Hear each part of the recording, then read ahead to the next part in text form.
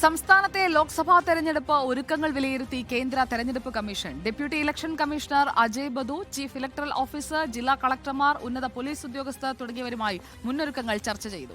രാഷ്ട്രീയ അക്രമങ്ങൾ കർശനമായി നിയന്ത്രിക്കണം. അനധികൃത പണം തെരഞ്ഞെടുപ്പിനെ സ്വാധീനിക്കുന്ന സാഹചര്യം ഒഴിവാക്കാൻ കർശന നടപടി ഉണ്ടാകണം തുടങ്ങിയ നിർദ്ദേശങ്ങളാണ് ഡെപ്യൂട്ടി ഇലക്ഷൻ കമ്മീഷണർ മുന്നോട്ട് വച്ചത്. ലോക്സഭാ തെരഞ്ഞെടുപ്പ് തയ്യാറെടുപ്പുകൾ അവലോകനം ചെയ്യുന്നതിന്റെ ഭാഗമായി കേന്ദ്ര തെരഞ്ഞെടുപ്പ് കമ്മീഷൻ ഉദ്യോഗസ്ഥർ സംസ്ഥാനങ്ങളിൽ പര്യടനം തുടരുകയാണ്. കേരളത്തിലെ ഒരുക്കങ്ങൾ ഡെപ്യൂട്ടി ഇലക്ഷൻ കമ്മീഷണർ അജയ് ബദുവിന്റെ നേതൃത്വത്തിലാണ് വിലയിരുത്തിയത്. ഇതിന്റെ ഭാഗമായി തിരുവനന്തപുരത്ത് അവലോകന യോഗങ്ങൾ കൂടി. ചീഫ് ഇലക്ടറൽ ഓഫീസർ സഞ്ജയ് കൌൾ, സ്റ്റേറ്റ് പോലീസ് നോഡൽ ഓഫീസറും ക്രമസമാധാന ചുമതലയുള്ള ADGP-യുമായ MR അജിത് കുമാർ എന്നിവരുമായി പ്രത്യേകം ചർച്ച നടത്തി.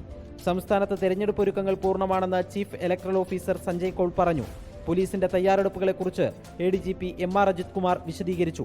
ജില്ലാതലത്തിൽ നടത്തുന്ന ഒരുക്കങ്ങളെക്കുറിച്ചും സുരക്ഷിതമായ തെരഞ്ഞെടുപ്പിന് പോലീസ് സ്വീകരിച്ച നടപടികളുമായിരുന്നു ജില്ലാ കളക്ടർമാരുടെയും ജില്ലാ പോലീസ് മേധാവിമാരുടെയും യോഗം അവലോകനം ചെയ്തത്.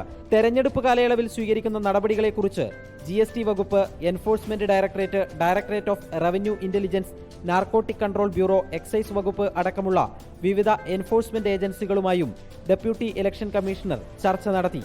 അവലോകന യോഗങ്ങളുടെ വിശദാംശങ്ങളുടെ അടിസ്ഥാനത്തിലാകും ഡെപ്യൂട്ടി ഇലക്ഷൻ കമ്മീഷണർ കേന്ദ്ര തെരഞ്ഞെടുപ്പ് കമ്മീഷന് റിപ്പോർട്ട് നൽകുക. റിപ്പോർട്ടർ, തിരുവനന്തപുരം.